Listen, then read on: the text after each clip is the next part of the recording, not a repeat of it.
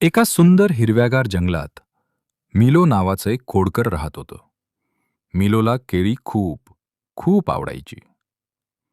एके दिवशी मिलोला झाडाखाली एक चमचमणारं इंद्रधनुष्य केळं दिसलं. मिलो आश्चर्यानं म्हणाला, "अरे वा, हे तर जादूचं केळं दिसतंय." मिलोनं त्या केळ्याला हात लावताच पुफ, रंगीत फुलपाखरं आकाशात उडू लागली. ते जादूचं केळं हवेत तरंगू लागलं आणि मिलोला जंगलाच्या आत घेऊन गेलं.